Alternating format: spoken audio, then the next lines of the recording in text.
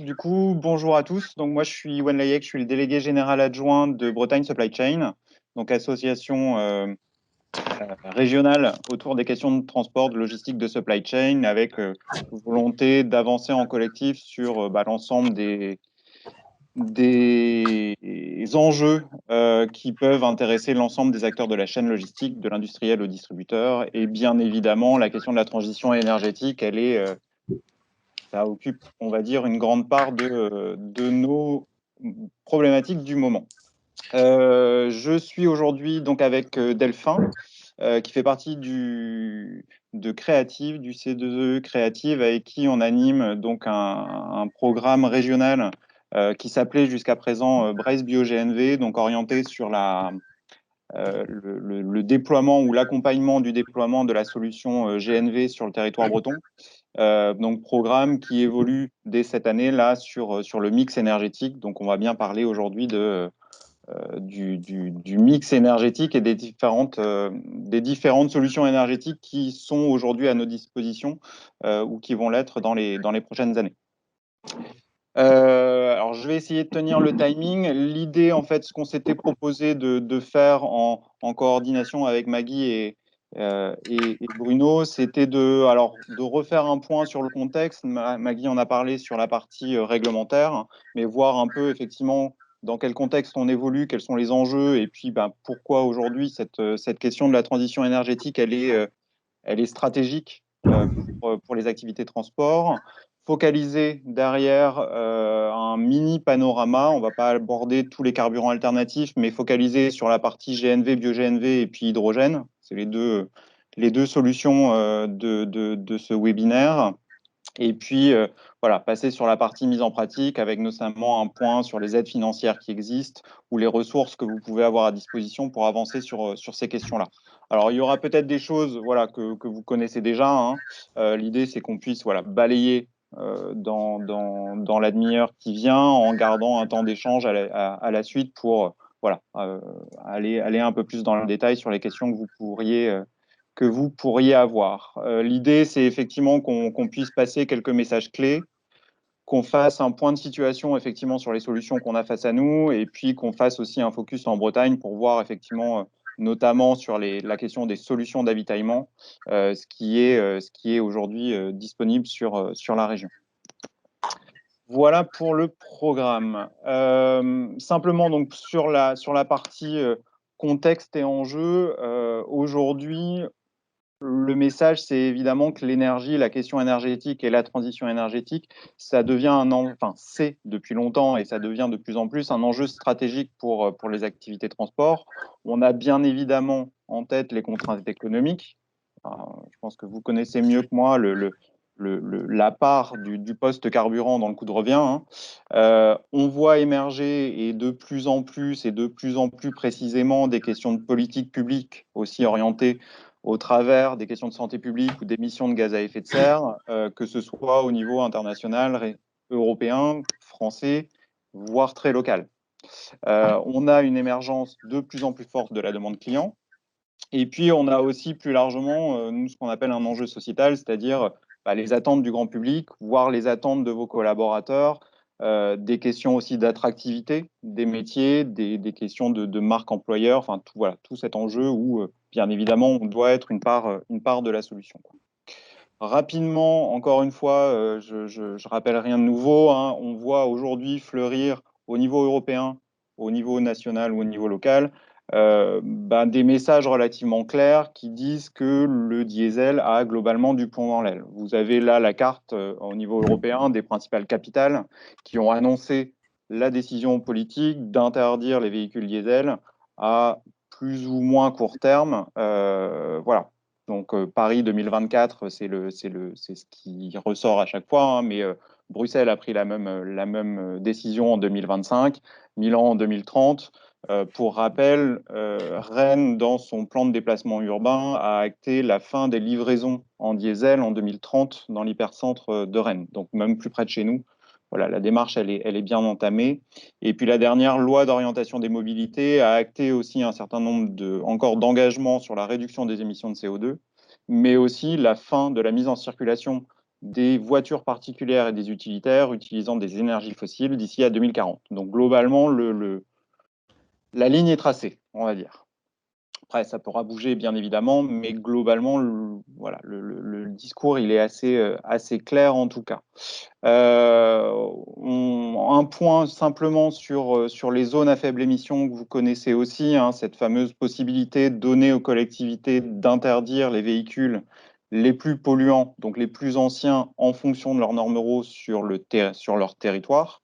Donc ça, c'est une possibilité qui initialement était dans les lois Grenelle de 2009-2010, qui est réactivée aujourd'hui de manière très forte, avec un déploiement déjà acté sur Paris, sur Grenoble, sur Lyon, sur Strasbourg, et une vraie volonté au niveau national de démultiplier cette contrainte imposée par les collectivités. Donc chaque collectivité a la possibilité aujourd'hui de définir sur quel périmètre elle veut appliquer cette démarche, elle voudrait appliquer cette démarche, et surtout quel véhicule sera concerné par cette démarche. Donc aujourd'hui, l'idée, c'est effectivement vignette 4, vignette 5 sont exclus de la circulation.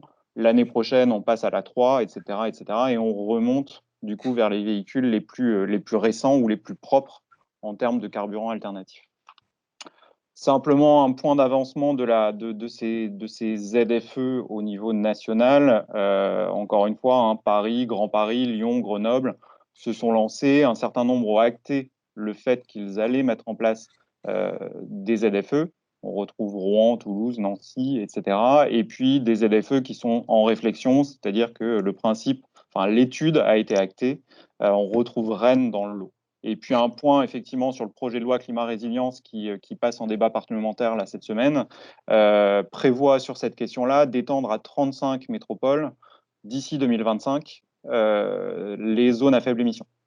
Donc sur les métropoles de plus de 150 000 habitants, c'est-à-dire que si le projet de loi sort en l'état, effectivement sur la Bretagne, on va avoir voilà, quelques métropoles qui vont s'y rajouter. Voilà, en sachant que sur cet aspect local-là, bien évidemment, c'est complété aussi au niveau local par des politiques spécifiques visant à mettre en place ou à privilégier certaines actions par rapport à d'autres.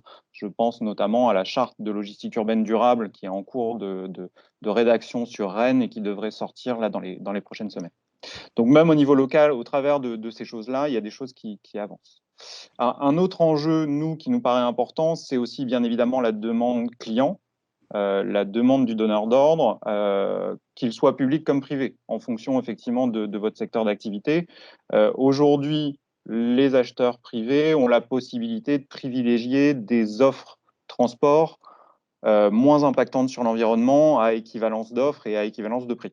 Mais en tout cas, c'est un critère qui aujourd'hui est actionnable par les acheteurs publics dans le cadre des appels d'offres.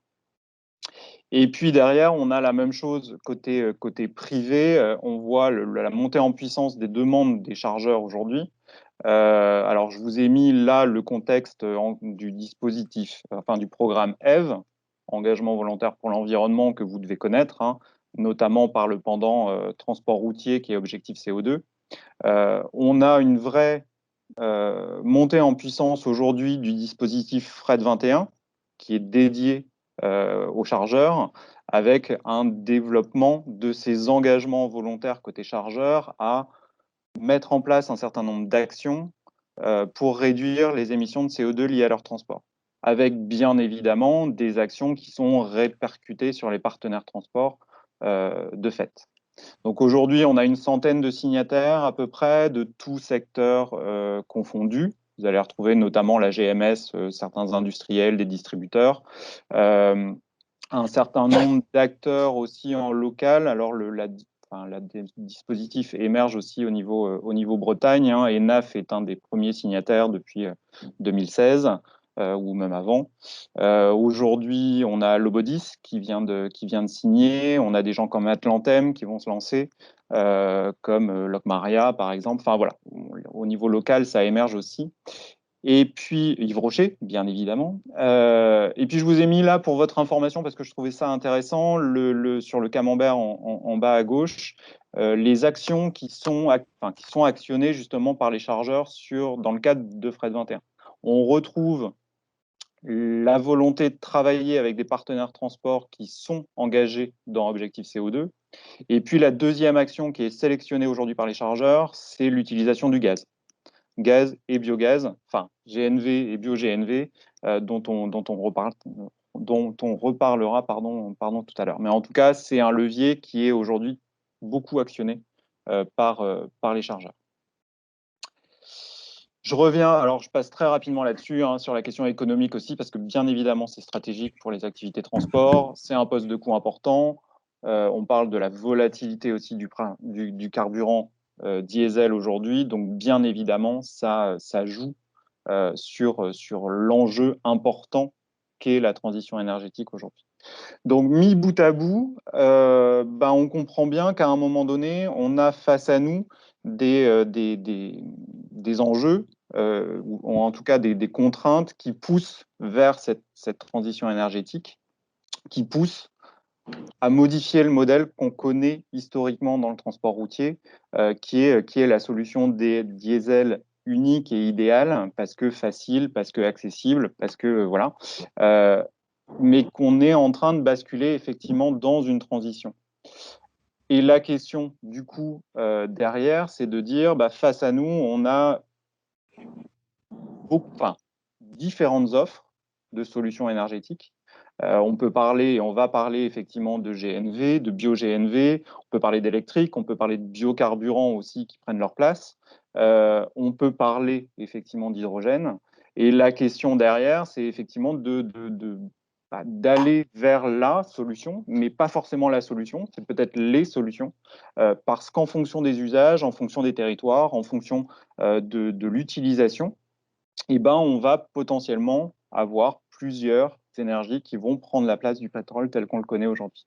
Et ce choix-là, il est à regarder au cas par cas, et c'est un peu le premier message, nous, qu'on essaye de faire passer, c'est d'aller voir au cas par cas, en fonction de la maturité des technologies, en fonction des modèles économiques des différentes énergies, de l'offre des véhicules, des solutions d'avitaillement, de l'entretien, des performances environnementales. Enfin, voilà, l'idée, c'est d'aller voir effectivement sur ces différents critères, quelle est la solution ou les solutions les plus adaptées à vos différentes activités. Voilà, en gros, simplement sur cette première partie, on dit faire son deuil, c'est peut-être un peu outrancier, mais l'idée, c'est vraiment de la solution unique et idéale telle qu'on la connaît. Voilà, potentiellement, il va falloir basculer, pas forcément mettre en concurrence les différentes énergies, mais potentiellement concilier différentes énergies, encore une fois, en fonction des situations, en fonction des activités, en fonction des usages.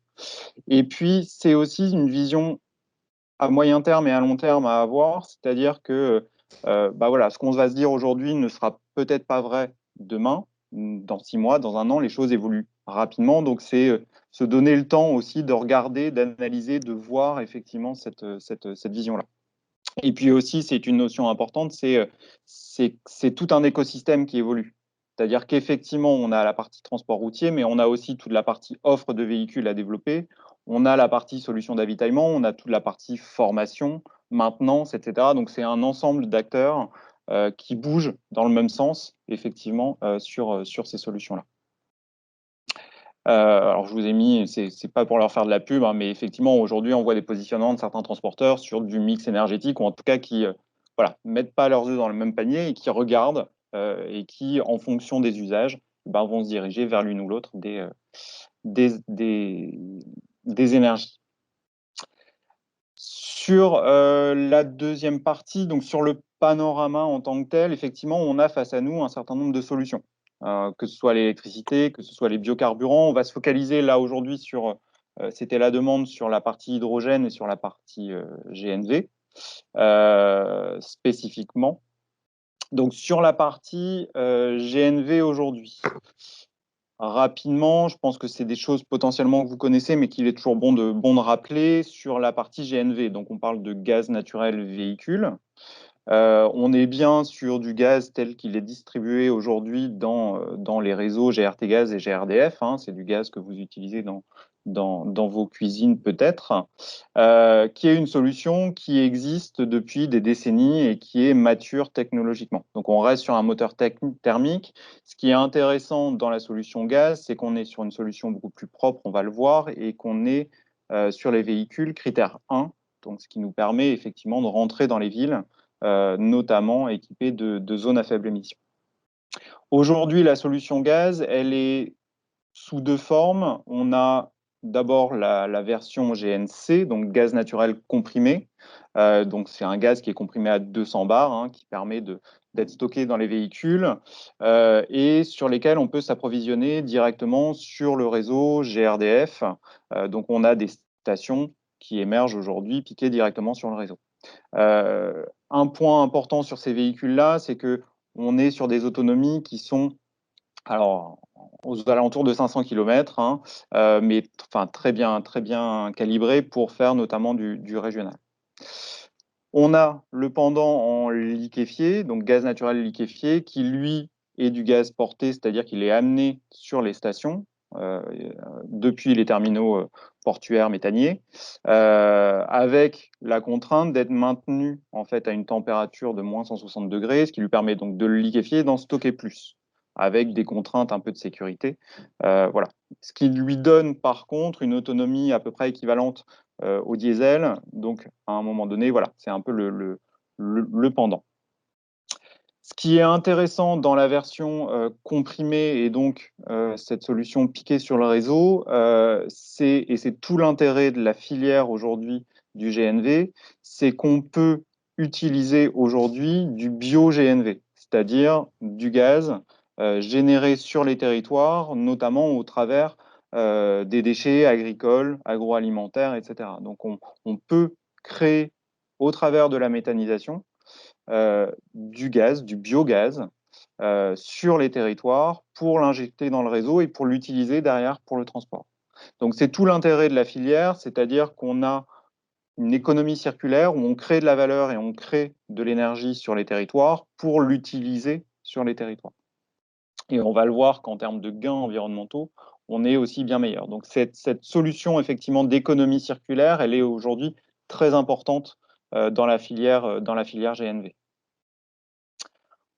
Sur la partie environnementale, effectivement, donc je le répète, on est critère 1 sur les véhicules GNV, donc ce qui permet d'entrer dans les villes qui seront équipées de zones à faible émission. On a de fortes réductions sur les deux polluants qui nous restent un peu sur la partie transport routier, particules fines et oxyde d'azote. On a une réduction du bruit, ce qui peut ne pas être négligeable, notamment sur des livraisons tôt le matin, tard le soir, etc.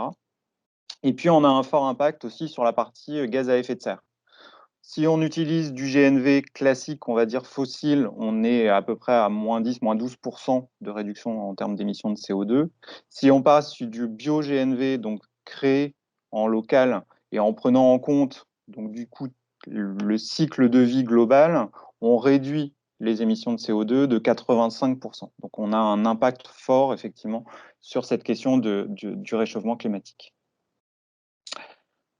Un point rapide sur la partie véhicule. Aujourd'hui, ce que nous disent les constructeurs, c'est qu'on peut carrosser à peu près tout type de véhicule en gaz. Et on le voit, hein, il y a tout type d'usages qui sont aujourd'hui carrossés en gaz, que ce soit du léger jusqu'au véhicule lourd, le transport de personnes, que ce soit les véhicules spéciaux, le TP aussi. On a des camions toupies hein, qui roulent au gaz. Donc globalement, on peut à peu près tout faire et les gammes de véhicules sont assez larges et assez disponibles.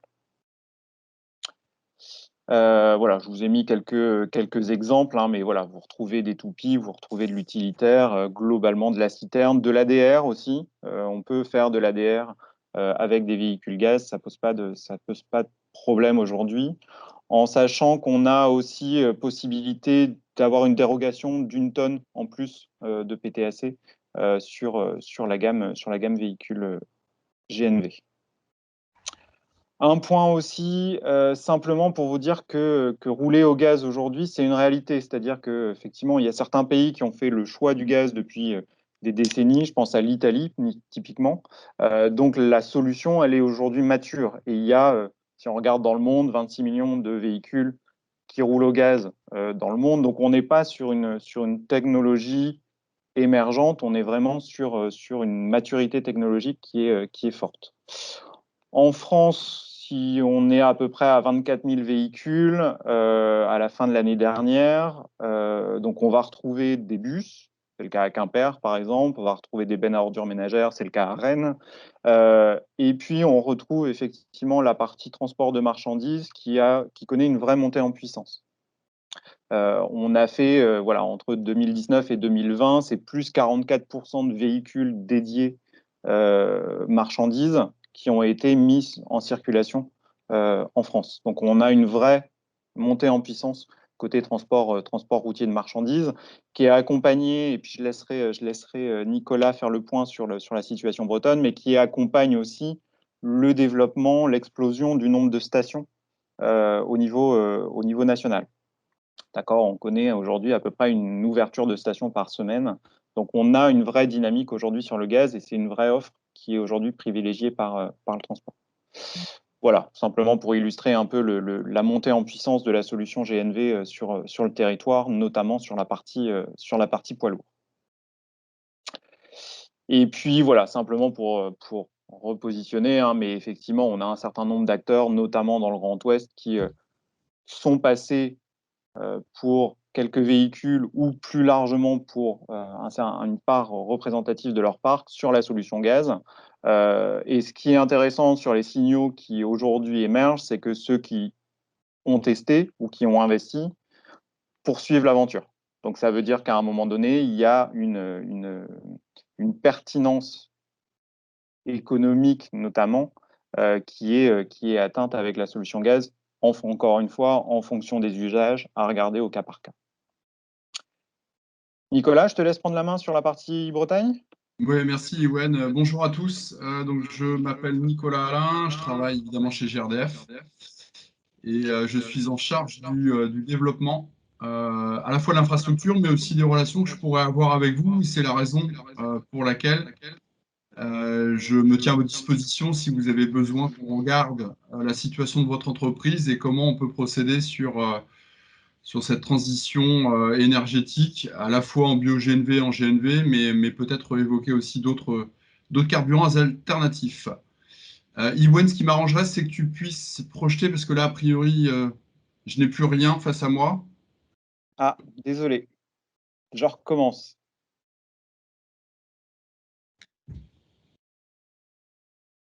Ah ben, c'est tout de suite mieux. Voilà, donc j'ai souhaité, pour corroborer un peu les propos d'Iwan, qui vous parlait de forte dynamique sur le territoire breton en termes d'émergence d'infrastructures, c'est-à-dire de stations.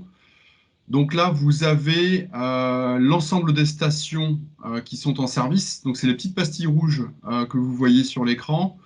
Et puis aussi tous les projets pour lesquels on a la certitude que les stations sont en émergence. Alors soit de façon assez rapide et au courant du premier semestre 2021. Je pense notamment à une petite pastille verte située au nord Finistère, à Saint-Martin-des-Champs, du côté de Morlaix, dont la mise en service est prévue pour ce mois-ci. Et donc, ce sont l'ensemble des stations GNV et GNLC qui sont à votre disposition, qui vont l'être en tout cas, sur le territoire breton. Si vous êtes intéressé évidemment pour rouler, puisque c'est peut-être déjà le cas d'un certain nombre d'entre vous, je vous ai ajouté aussi l'ensemble des contacts avec lesquels vous pouvez rentrer en contact, notamment pour les solutions de contrat d'avitaillement. Une notion assez importante que je voulais vous donner, vous vous en doutez bien, les tarifs affichés sur les totems des stations sont des tarifs publics et donc des tarifs qui sont non négociés et qui sont TTC. Pourquoi je vous dis ça? Parce que il m'est arrivé d'avoir des transporteurs qui me disaient, bah oui, mais finalement, l'écart que vous annoncez sur le prix du carburant GNC par rapport au diesel, il est relativement mince, faible, voire inexistant. Encore une fois, ce sont des tarifs TTC non négociés. Donc, en fonction de vos consommations et en fonction des paliers de consommation, vous aurez évidemment des prix qui sont bien plus attractifs que ceux qui sont affichés sur les totems. Petite précision évidemment qui s'impose. Les petites pastilles vertes que vous voyez, ce sont des stations dites GNL et GNLC, c'est-à-dire qu'elles font aussi du comprimé. Par contre, ce sont des stations qui sont évidemment à votre disposition, mais qui ne sont pas raccordées au réseau. Alors, ça ne change rien en termes d'usage, hein. Vous pouvez très bien aller faire votre plein avec votre véhicule GNC sur ces stations-là. Pastille bleue, oui, j'ai dit autre chose peut-être? Vert. Ah, j'ai dit vert, ouais, excusez-moi. Donc, c'est pastille bleue qui concerne les stations GNLC. Vas-y, Gwen, tu peux passer au slide suivant. Ici, je vous ai fait un détail des projets en se projetant département par département en Bretagne. Pour vous indiquer, donc assez rapidement, vous aurez 3 stations sur les Côtes d'Armor, donc stations publiques à votre disposition. 8 sur le Finistère, une dizaine sur l'Ille-et-Vilaine et 6 sur le Morbihan. J'en profite pour faire un petit peu de pub, notamment parce que la station de Codan vient d'ouvrir. L'inauguration aura lieu le 25 mars après-midi. Vous êtes évidemment cordialement invités à participer à cet événement, notamment pour qu'on puisse se rencontrer, mais tester la station si vous n'avez pas eu l'occasion de le faire jusque-là. Et on aura la présence aussi de nos partenaires concessionnaires qui pourront évoquer avec vous la technologie GNV en votre présence. Voilà, donc encore une fois, les pastilles, enfin la carte que je vous ai montrée précédemment, ce sont tous les projets de stations GNV publiques signés et donc qui sont en train d'émerger. Et puis parallèlement à ça, j'ai un certain nombre de projets à l'étude que je ne vous ai pas présentés puisque rien n'est acté encore, mais vous pouvez considérer que on aura sur l'ensemble de ces projets un bon nombre de projets qui émergeront à terme, peut-être en 2022 ou en 2023. Sachant que voilà, on mettra à disposition évidemment les slides qu'on vous présente de manière à ce que vous ayez une vision globale hein, sur l'émergence de ces stations. Merci, Ewen. Pardon, Nicolas, ça veut dire que donc à horizon après 2022, vous allez garder cette progression d'ouverture de stations d'avitaillement. Ouais, Rythme, enfin c'est ouais, de prospective ou pas du tout? Ouais, sans trahir de secret, l'année prochaine, en 2022, moi j'ai un peu moins d'une dizaine de stations qui sont d'ores et déjà actées. D'accord. Donc, ils viendront compléter le dispositif et le maillage que je viens de vous présenter. Ok. Alors ça, on a évoqué les stations publiques, mais sachez aussi que ces stations GNV, GNC, peuvent prendre une forme privée aussi. Imaginons que votre siège soit situé, alors j'appelle ça une dent creuse, mais sur un territoire sur lequel une station n'est pas à proximité. Vous pouvez tout à fait envisager aussi d'investir dans une station privée. Et c'est l'objet du slide suivant. Iwan, si tu veux bien le passer. Voilà, donc il existe aussi des solutions dites privées. Donc il y a tout un processus évidemment de réflexion à engager, mais l'idée c'est de se dire que ce n'est pas insurmontable, qu'on est là aussi pour vous accompagner dans cette réflexion. Et puis là, vous avez sur ce slide-là donc les différentes phases d'études pour réaliser une station privée qui vous permettent notamment de vérifier la cohérence du projet par rapport à vos besoins. Alors, je ne reviens pas sur ces différentes phases, mais disons que voilà, c'est une analyse à la fois technico-économique, qu'il faut avoir une flotte évidemment captive, c'est-à-dire une flotte qui revient sur votre siège régulièrement, de manière à pouvoir être ravitaillé, soit en solution rapide, soit en solution dite à la place, c'est-à-dire lente, sur des créneaux ou des amplitudes horaires qui varient entre 6 et 12 heures, en fonction de vos besoins. Est-ce que tu peux rappuyer, s'il te plaît, Iwen? Voilà, donc je vous ai mis une liste non exhaustive des acteurs qui peuvent vous accompagner sur la réflexion et le dimensionnement de ces stations qui peuvent être privées. Je vous donne quelques exemples. Aujourd'hui, en Bretagne, on a 4 stations en service qui sont dites privées. La dernière en date, et peut-être la plus connue d'entre elles, c'est celle de la région, pour la régie d'autocar Ilevia, située donc en Ille-et-Vilaine. qui s'est doté donc d'une station privée et pour avitailler une vingtaine d'autocars chaque jour, donc à la place, c'est-à-dire en charge lente. Et puis j'ai d'autres projets en cours, on est en discussion avec des entreprises ou des collectivités pour la réalisation aussi de ces stations privées. Enfin, je rajoute un petit mot, GRDF a émis le souhait aussi de se doter de stations privées sur ses propres sites. Alors, il en existe déjà 2 en service. Il y en a une sur Passé, donc en Ille-et-Vilaine, et puis une autre sur Gouesnou, dans le 29, à côté de Brest. Et donc, on s'avitaille, nos propres véhicules s'avitaillent sur ces stations-là.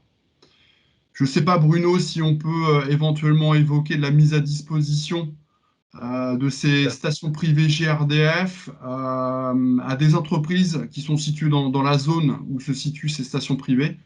On est en train de réfléchir, il y a une réflexion globale qui est faite aujourd'hui chez GRDF pour mettre à disposition, alors avec un badge et de façon assez simple finalement, offrir la possibilité aux entreprises qui sont sur cette même zone et bien de pouvoir accéder au site de GRDF et venir s'avitailler sur ces sites.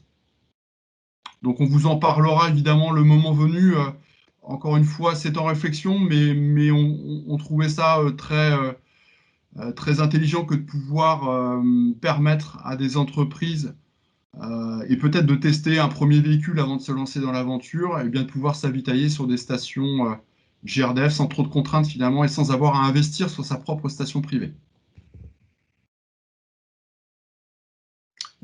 J'ajoute un élément, si vous voulez retrouver l'ensemble des acteurs qui peuvent vous accompagner sur ces projets, je pense notamment aux intégrateurs de stations, sachez que vous avez un onglet spécifique sur le site de GRDF notamment, qui vous permet d'accéder à l'ensemble de ces parties prenantes sur le montage. Là, vous y retrouverez à la fois des intégrateurs de stations, mais aussi des bureaux d'études qui peuvent vous accompagner dans cette réflexion. Et vous avez aussi ces données disponibles sur le site de Brest Bio GNV, je crois, Iwan. Oui, on l'a. Cette liste est disponible. Alors, quand on parle GNV, Iwan l'a présenté, il y a évidemment un côté avantageux sur la partie qualité de l'air et puis environnementale, donc gaz, les GES et le CO2. Il n'en demeure pas moins que vous restez des sociétés et que, comme pour toute société, vous avez un bilan économique à faire avant de vous lancer dans l'aventure. Donc, on vous a mis quelques points de repère qui vous permettent, sont un peu des seuils déclenchants pour vous indiquer un peu quand est-ce que vous basculez du côté avantageux de la solution GNV par rapport au diesel aujourd'hui. Donc, pour un véhicule utilitaire léger, on considère que c'est à peu près en réalisant 18 000 km par an, avec une consommation de 15 litres au 100, que finalement votre TCO bascule dans le côté positif et en faveur du GNV. Pour un porteur, ça va être 80 000 km.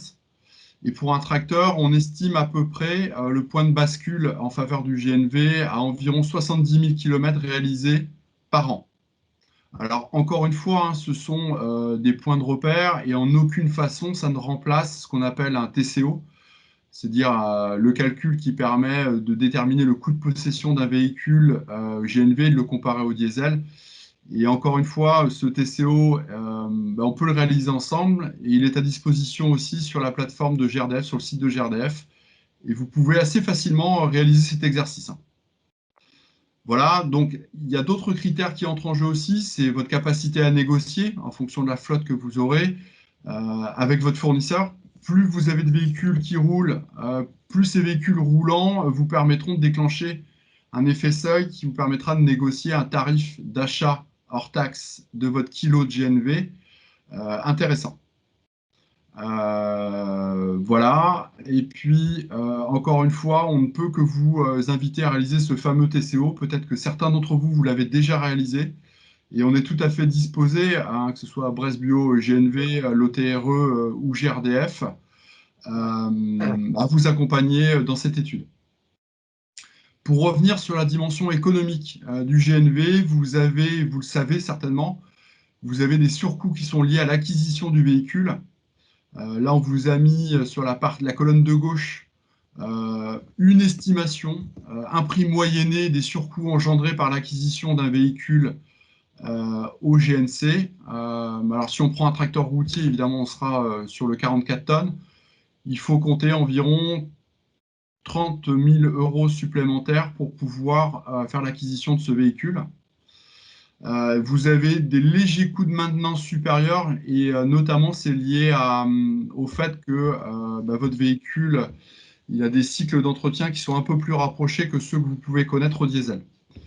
En contrepartie, vous avez un certain nombre d'avantages liés au GNV que sont déjà un écart du prix à la pompe. Lorsque vous payez votre litre de diesel aux alentours de 1 €, je crois, hors taxe, et vous êtes plutôt sur des logiques en fonction, encore une fois, des volumes que vous allez contractualiser avec votre fournisseur, entre 65 centimes et 80 centimes du kilo hors taxe. Je rappelle une notion aussi très importante, vous effectuez le même nombre de kilomètres avec 1 litre de diesel qu'avec 1 kilo de GNV. Donc, on a un écart en faveur du GNV et du coût du carburant. Pour vous aider à l'acquisition aussi de ces véhicules, vous avez un dispositif gouvernemental qui vous permet de suramortir le prix d'acquisition de votre véhicule. Donc, il est de 120% pour un véhicule situé entre 2,6 tonnes et 3,5 tonnes, 160% pour un véhicule entre 3,5 tonnes et 16 tonnes, et enfin, pour un tracteur routier ou un porteur, vous avez une bonification d'amortissement de 40% pour l'acquisition de ce même véhicule. Considérant que dans ce suramortissement, vous pouvez aussi intégrer tout l'équipement lié à votre véhicule. Viendra compléter ce dispositif une exonération. Alors pour les Bretons, c'est une exonération partielle à hauteur de 50% du coût de la carte grise. Je ne sais pas si vous aviez ces notions-là en tête, mais c'est tout l'objet de réaliser ce fameux coût de possession, donc TCO, pour rentrer de ces différentes valeurs et puis vous faire votre propre religion. Alors, sur l'aspect économique, hein, je ne parle pas de la dimension environnementale et qualité de l'air, mais voilà. Je ne sais pas s'il y a des questions, si vous souhaitez m'en poser, c'est peut-être aussi le moment. Sinon, Yoann, je te propose peut-être de passer au slide suivant. De dérouler? Ouais, pas de souci.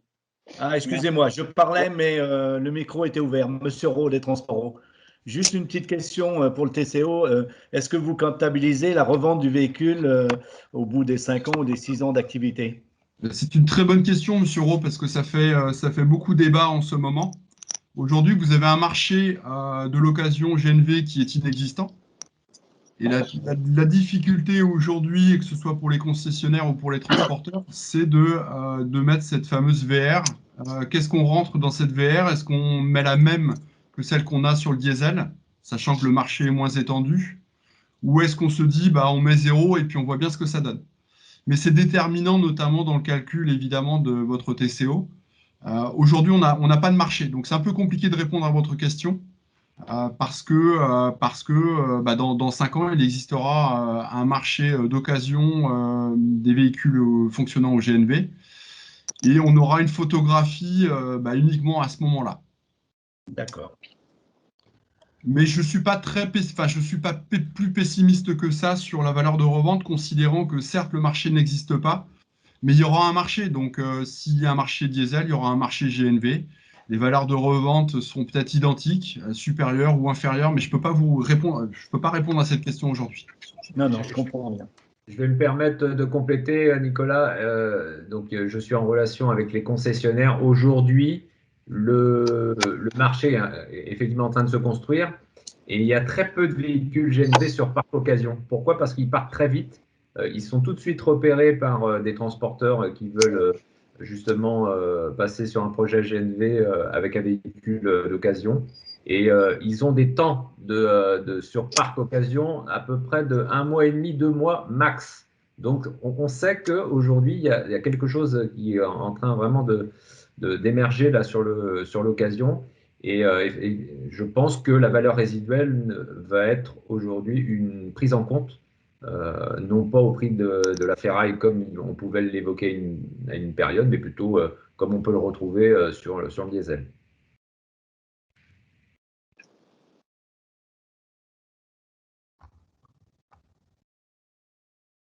Iwen, tu peux Ouais. continuer.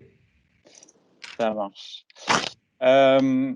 Donc simplement pour continuer un peu ce panorama, la deuxième vecteur énergétique qu'on avait prévu d'évoquer aujourd'hui, je vais essayer d'être efficace.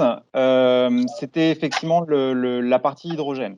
L'idée, c'était voilà, de rappeler un peu le principe énergétique et puis de faire un point aussi sur ce qui se passe en Bretagne. On entend beaucoup de choses hein, sur l'hydrogène, donc c'était aussi l'occasion de partager un peu un point d'avancement.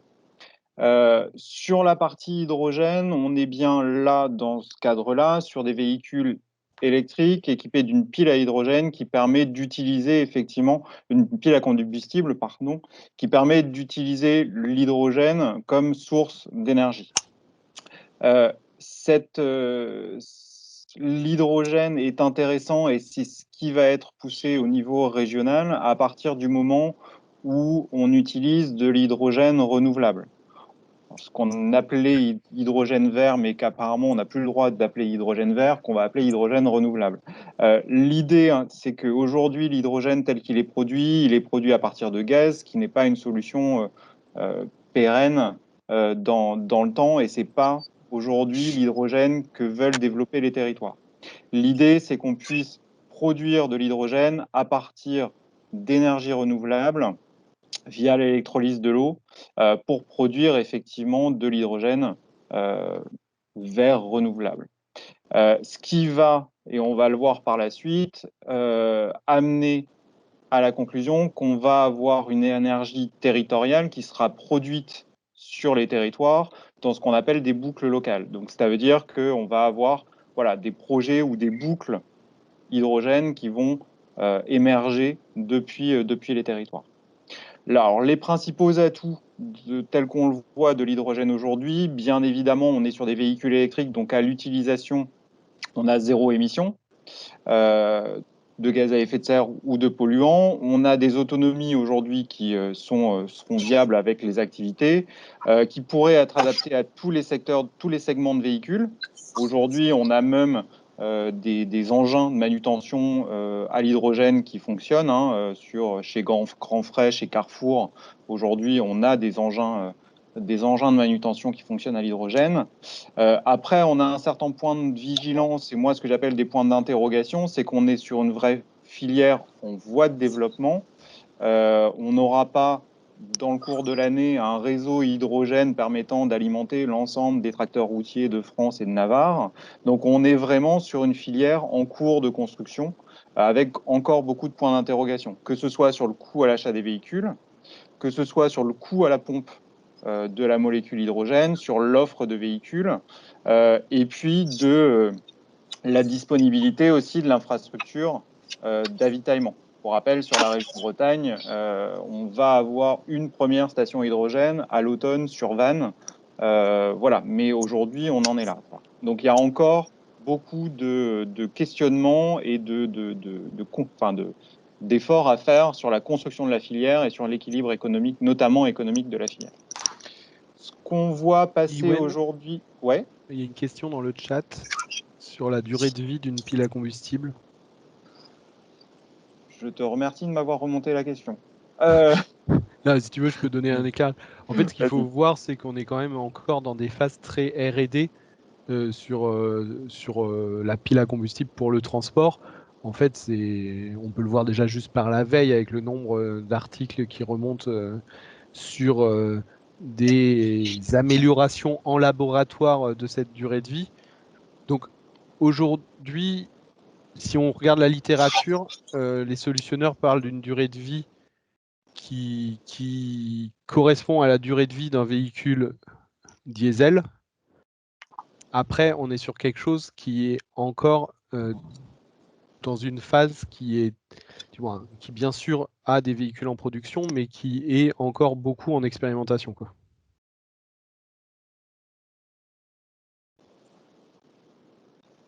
Merci Delphin.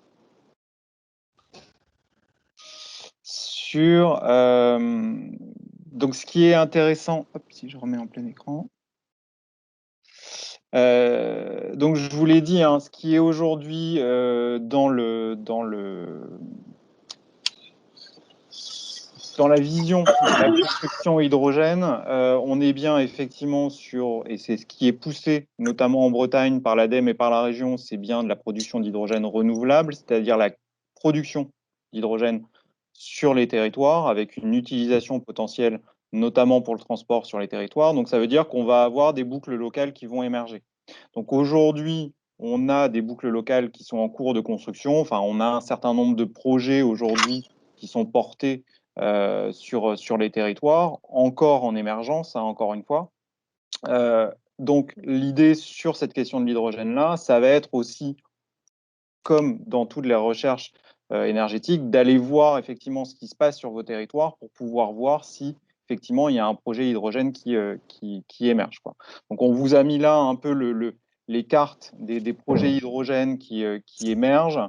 La région Bretagne a lancé un certain nombre d'appels à projets aujourd'hui. Donc, on a des projets qui devraient émerger sur Quimper, sur Brest, en lien avec les usines d'incinération, par exemple. Dans le Morbihan, que ce soit à Vannes ou à Lorient, il y a un certain nombre de projets qui émergent aussi sur la Roche-Chauffée, avec potentiellement derrière des envies d'aller tester une utilisation pour le transport. Donc, l'idée, c'est, voilà, en fonction de votre territoire, peut-être aller voir. Nous, on a fait un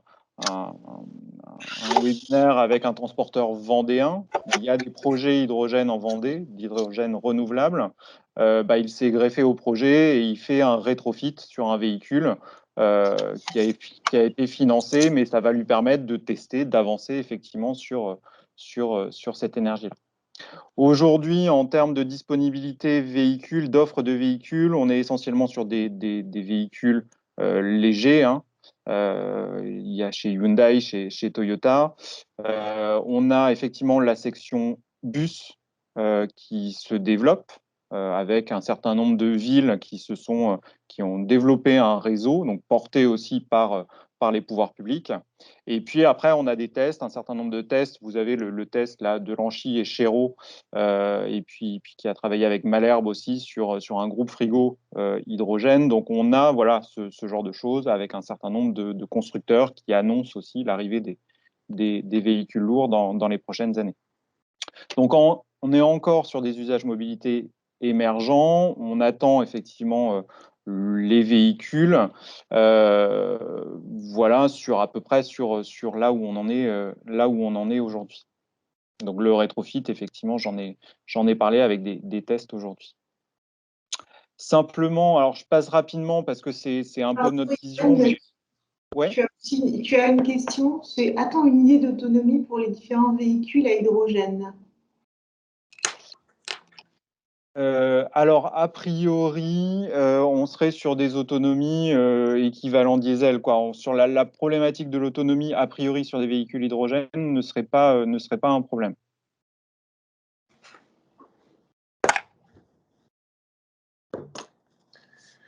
Merci. Donc, simplement pour conclure hein, rapidement, c'est que effectivement, ces questions énergétiques, et comme le disait Nicolas, l'idée, ça va être d'aller voir en fonction de vos activités, en fonction des usages, en fonction des territoires, vers quelle énergie ou quelles énergies vous pouvez basculer. D'accord ? Parce que effectivement, en fonction de votre activité, en fonction du caractère régional, national, en fonction de l'émergence de projets sur le territoire, et ben forcément, il va falloir aller voir au fur et à mesure. Et cette question-là, elle est aussi valable dans le temps, c'est-à-dire que aujourd'hui, l'hydrogène est en émergence, peut-être que la solution sera pérenne et complètement développée demain. Donc, l'idée, c'est aussi de se faire sa propre vision sur quid de l'évolution dans le temps. Je voulais juste faire un point rapidement, et Nicolas en a parlé, sur la partie financement et aide qui existe aujourd'hui. Donc, on a un certain nombre de dispositifs qui existent. Là encore, il ne faut pas hésiter à aller piocher en sachant que voilà, il y en a un peu partout et à tous les étages du millefeuille administratif, hein. Donc, en termes de financement de l'investissement, il y a un certain nombre d'établissements bancaires qui proposent des prêts verts, avec notamment des prêts à taux zéro, etc. Donc, il ne faut pas hésiter à aller voir. On a un certain nombre d'aides directes qui existent aujourd'hui. Donc, il y a une aide, il y a un bonus à l'achat des véhicules électriques et hydrogène qui a été mise en place au niveau national, jusqu'à 50 000 € pour les poids lourds, par exemple. On a des actions qui sont aujourd'hui portées par l'ADEME dans le cadre du plan de relance. On a notamment des aides là, pour accompagner l'acquisition de fourgons GNV, donc jusqu'à 4 000 €.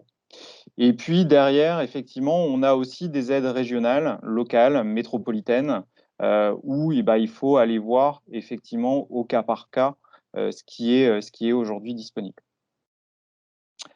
Et puis, Nicolas en a parlé, donc il y a un dispositif depuis de nombreuses années, hein, sur la bonification de l'amortissement, le suramortissement, qui est accessible aux véhicules GNV, mais aussi aux véhicules biocarburants électriques ou hydrogène, qui va se poursuivre jusqu'en 2024, et qui est aussi intéressant à intégrer effectivement dans cette approche TCO. Voilà, donc rapidement pour conclure, il y a un vrai enjeu effectivement sur cette question-là. Enfin, je pense que voilà, c'est le message aussi que nous on veut faire passer. Il y a une question de marque employeur, d'accès au marché, il y a un enjeu réglementaire aussi, notamment dans les villes. Il y a un enjeu économique avec une vraie vision TCO à avoir quand on étudie effectivement une solution énergétique. Voilà, donc besoin de qualifier votre besoin, d'identifier aujourd'hui les solutions d'avitaillement ou les projets qui émergent sur votre territoire, d'identifier les véhicules qui soient adaptés à votre activité. N'hésitez pas à les tester, les concessionnaires sont là aussi pour vous faire tester des véhicules, hein, ils ont l'habitude de le faire. Et puis, de simuler effectivement le coût global de possession. Donc effectivement, comme l'a dit Nicolas, GRDF peut le faire, nous on peut effectivement venir vous accompagner aussi. Voilà, pour conclure, un certain nombre de messages clés, mais je les ai balayés. N'hésitez pas aussi à revenir nous voir, que ce soit GRDF, que ce soit nous, que ce soit Maggie. On a quand même la chance d'avoir au niveau régional un travail collectif sur l'ensemble de ces sujets qui est mis en place. C'est-à-dire que nous, dans le cadre du programme régional, on peut faire remonter un certain nombre de problématiques acquis de droit. On peut aussi initier un certain nombre de démarches collectives en lien avec les territoires. Si vous avez effectivement des réflexions quant à la construction d'une station GNV, par exemple, on peut initier une démarche collective pour voir avec vos voisins s'il y a des choses à faire émerger ou avec la collectivité. Donc, n'hésitez pas aussi à revenir vers nous. On en a parlé, donc on a un site d'information qui est aujourd'hui biognv.bzh, où vous retrouverez donc toutes les infos sur les stations, sur les actualités, etc., du GNV et du bio-GNV sur la région. On a un certain nombre de groupes de travail aussi en cours de constitution sur ces énergies-là. Donc pareil, n'hésitez pas à nous faire remonter des besoins, quels qu'ils soient, pour qu'on puisse travailler sur ces questions-là. On peut vous mettre en réseau avec les concessionnaires, avec effectivement les stations d'avitaillement, avec sur des questions de maintenance ou autres. Et puis, on peut venir effectivement vous voir pour voilà, faire une simulation économique, regarder sur vos différents flux, sur vos différentes flottes pour aller plus loin et puis vous accompagner bien évidemment sur ces questions-là. Ouais, pour reboucler sur le message du début, que ce soit aujourd'hui ou dans le temps, comme le disait Ewen, on est bien sur du et que ce sera en fait des solutions qui seront multi-énergie suivant les usages et que aux connaissances d'aujourd'hui des différentes énergies et de ce qu'est l'hydrogène, en fait, il n'y a aucune énergie qui va venir balayer toutes les autres, comme le diesel a pu le faire. Alors, est-ce que vous avez des questions?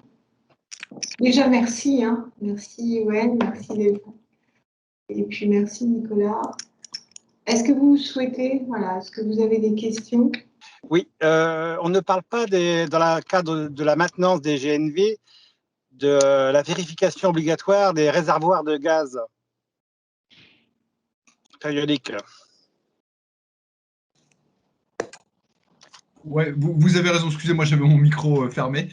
Oui, vous avez raison de le soulever, ça fait partie des éléments à vérifier. Alors, tous les 4 ans, hein, ce qui concerne les véhicules GNV. Tout à fait, oui. Voilà, donc ça fait partie du dispositif de sécurité qui est autour de l'utilisation des véhicules GNV. Vous avez raison de le souligner. Par contre, pour la maîtrise de ces coûts, il semblerait que nous avons déjà une quarantaine ou une cinquantaine de véhicules sur l'île de France et 2 ou 3 en Bretagne.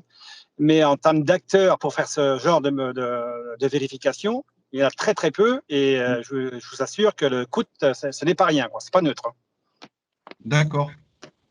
Aujourd'hui, alors effectivement, tous les concessionnaires de marque Iveco, Scania, Renault Truck sont habilités pour faire cette vérification tous les 4 ans. Ils sous-traitent, je vous assure qu'ils sous-traitent. Alors, ils peuvent sous-traiter effectivement parce que c'est. Alors, tous les 4 ans, c'est une vérification visuelle, hein, donc ça reste normalement dans leur giron. Par contre, tous les 20 ans, il y a un contrôle technique des bonbonnes. En règle générale, le véhicule a quelques années et on n'arrive jamais à atteindre ce niveau-là. Normalement, tous les concessionnaires habilités qui ont fait les modifications nécessaires sur leur concession devraient pouvoir faire ces vérifications d'usage. Et aujourd'hui, Iveco, pour ne pas les citer, a engagé une grosse démarche sur ce sujet-là. Et vous avez un coût moyen? Alors, souvent, c'est intégré dans les locations full service. J'ai pas de coût, mais je peux me renseigner et vous les transmettre. Ouais, s'il vous plaît, merci.